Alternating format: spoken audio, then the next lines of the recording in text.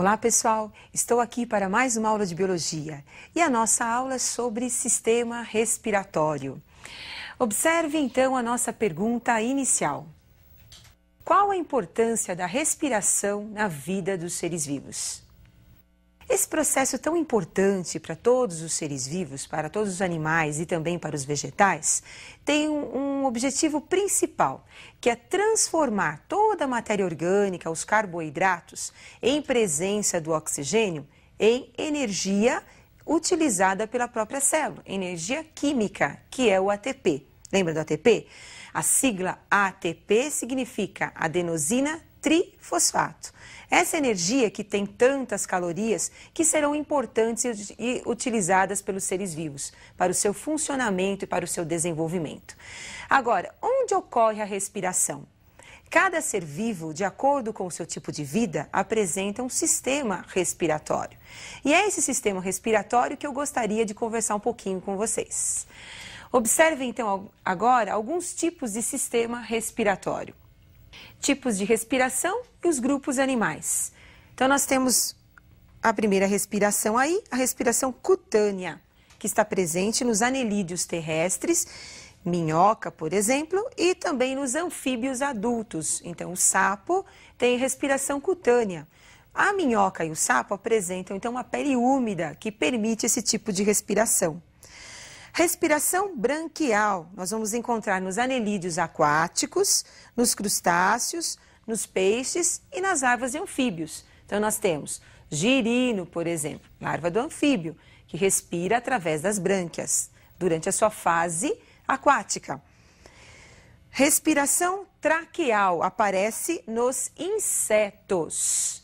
E em seguida, nós vamos encontrar filotraqueal, que é um tipo de respiração traqueal ramificada que nós temos nos aracnídeos, por exemplo, as aranhas e os escorpiões. E a pulmonar, nós vamos encontrar nos moluscos terrestres, no caracol, nos anfíbios, nos répteis, nas aves e também nos mamíferos. Então, como nós acabamos de observar, de acordo com o tipo de vida do animal, ele apresenta um sistema próprio, adequado, que é o sistema respiratório para realizar as suas trocas gasosas. Então, nós vamos começar com um exemplo assim bem simples, que é o exemplo das minhocas, onde nós temos uma respiração cutânea. Observem a figura onde nós vamos mostrar o tipo de respiração da minhoca. Então, nós temos aí a minhoquinha e, em detalhe, a pele da minhoca. Uma parte do corpo da minhoca também. Então, observem, nós temos uma cutícula, a cutícula da minhoca é sempre úmida, permitindo, então, a entrada do oxigênio. Esse gás, através da difusão, ele acaba passando pela epiderme, pelo tecido muscular, atinge o capilar, que é o vaso sanguíneo, e é levado, então, para todas as células do animal. Ao mesmo tempo que você tem a entrada do oxigênio, nós temos também a saída do gás carbônico, do dióxido de carbono, seguindo o mesmo trajeto. Percebam que, assim como o oxigênio entra por difusão, essa diferença de concentração entre o meio ambiente e o corpo do animal, o gás carbônico também sai, de onde ele está mais concentrado para o meio ambiente. Então, com isso, nós temos as trocas gasosas realizadas aí através da epiderme do animal. Uma outra respiração importante é que aparece nos animais aquáticos. Então, nós estamos representando aí os animais aquáticos, o peixe. Então, percebam aí o detalhe no corpo dos peixes, que são as brânquias. As brânquias são esses filamentos que ampliam, que aumentam a superfície de contato com a água, como vocês estão observando. E as brânquias, elas apresentam vasos sanguíneos que se ramificam e que permitem a passagem do oxigênio para as células do animal. Assim também como esse vaso sanguíneo, recolhe o gás carbônico, o dióxido de carbono, e manda para fora do corpo do animal. Percebam que essa troca é uma troca que ocorre através da água. Então, a água entrando em contato com o vaso sanguíneo é que vai permitir a entrada do oxigênio e a saída do gás carbônico no corpo do animal. Respiração traqueal aparece aí nos insetos. corpo dos insetos, detalhe a presença aí da traqueia. Então, nós vamos encontrar aí a entrada do oxigênio através do espiráculo, que é a abertura que nós temos no corpo do animal, passando pela traqueia e sendo levada por esses ramos traqueais. Parece uma árvore, né? Esses ramos traqueais aí da árvore responsável pela respiração nesses animais. E percebam que esse ramo vai levar diretamente o oxigênio até a célula, os tecidos e as suas células. Assim como também os tecidos vão recolher o gás carbônico e vão trazer o gás carbônico até o ramo traqueal, por onde sairá através do espiráculo. Observe que nesse animal eu não falei do sangue. Assim como a minhoca, o capilar, ele carregava o oxigênio até a célula, assim também como no peixe nós tínhamos também os ramos capilares levando o oxigênio até a célula, nos insetos isso não vai acontecer. Guardem isso que é importante. Nos insetos, o sistema respiratório, ele leva o oxigênio até a célula, até os tecidos, sem a presença da corrente sanguínea, sem a presença do sangue, tá certo? Agora, vamos continuar com os nossos próximos tipos aí de respiração. Temos aí, então, os pulmões das aves e dos mamíferos. Não podemos esquecer que esses animais são homeotérmicos. O que significa isso? São os animais que apresentam a temperatura corpórea constante e, por causa disso, necessitam de muita energia, necessitam de calor. Esses animais têm um metabolismo muito elevado. A respiração nas aves e nos mamíferos, elas necessitam de um órgão bem desenvolvido, ramificado, como os pulmões que vocês estão observando. A respiração ela é muito importante e ela conta com muitos órgãos, como nós acabamos de observar. Agora, nós vamos comentar um pouquinho da nossa respiração, da respiração humana. Então, eu gostaria que vocês observassem o nosso aparelho respiratório, o nosso sistema respiratório.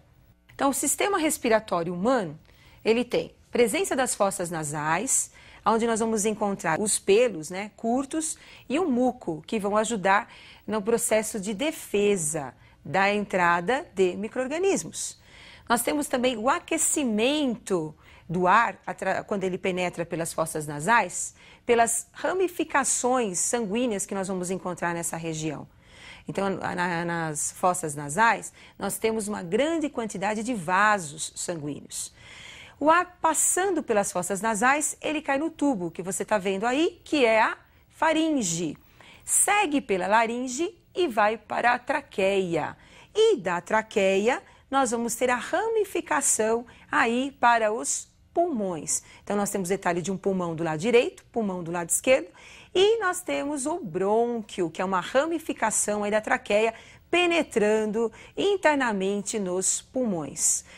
Percebam que os pulmões, os bronquíolos, na verdade, vão se ramificando na região interna dos pulmões e no final dos bronquíolos nós vamos encontrar esses sacos que vocês estão observando, que são os alvéolos pulmonares.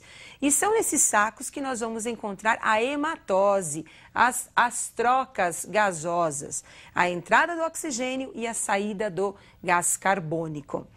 Os alvéolos se ramificam aumentando tanto a superfície do pulmão, que se você for medir a superfície interna de um pulmão humano, nós teremos cerca de 150 metros quadrados de superfície interna do pulmão, e tão ramificado que é nosso pulmão. A importância disso é permitir ao animal buscar maior quantidade de oxigênio para produzir maior quantidade de calor, já que os mamíferos são animais homeotérmicos. Agora, como é que ocorre o controle da nossa respiração? Como é que ocorrem essas trocas gasosas? Então, observem as figuras agora. Então, nós temos aí os movimentos respiratórios. Observem. A entrada do ar, movimento de inspiração.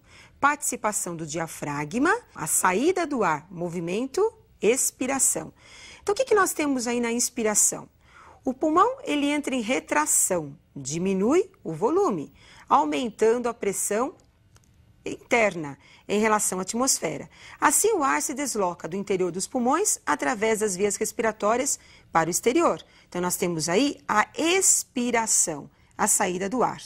Agora, para o ar entrar, nós temos que ter a pressão externa maior do que a pressão interna. Como é que isso vai acontecer? Então, o ar ele vai se deslocar do exterior para as vias respiratórias até os pulmões, para o interior, né, dos pulmões, através dessa diferença de volume que nós vamos encontrar nos pulmões. Então, os pulmões se expandem, aumentando o seu volume, ocorrendo uma queda da pressão interna em relação à pressão atmosférica, permitindo a entrada do ar.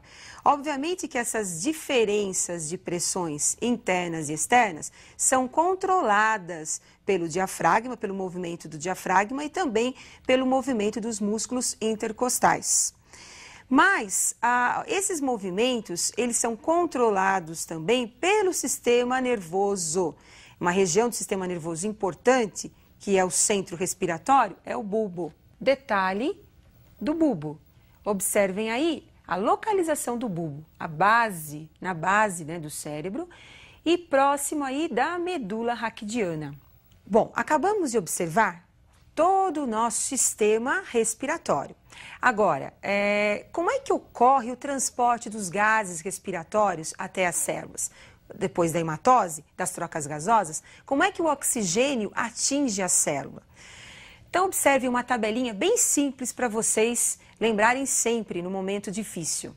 Então, nós temos aí os gases respiratórios, o oxigênio e o dióxido de carbono, CO2. O oxigênio é transportado 3% pelo plasma sanguíneo, dissolvido no plasma sanguíneo, que é a parte líquida do sangue. E 7% do CO2 é transportado também pelo plasma sanguíneo. 97% do oxigênio é transportado pela combinação com a hemoglobina. Hemoglobina é aquela proteína que nós encontramos no interior das hemácias. A maior parte do oxigênio é transportada pela hemoglobina. Enquanto que o dióxido de carbono, a maior parte do dióxido de carbono é transportada na forma de bicarbonatos, que são sais presentes aí no sangue. Então, como acabamos de observar, a respiração é importante para os seres vivos. E como é importante? Porque através da respiração nós temos a entrada do oxigênio e o oxigênio vai até a célula, onde vai ocorrer o que nós chamamos de combustão, queima do carboidrato. E esse carboidrato, que é a glicose, vai liberar a energia que nós vamos utilizar durante as nossas atividades vitais. Muito bem, e eu aguardo você para a nossa próxima aula de Biologia. Até mais!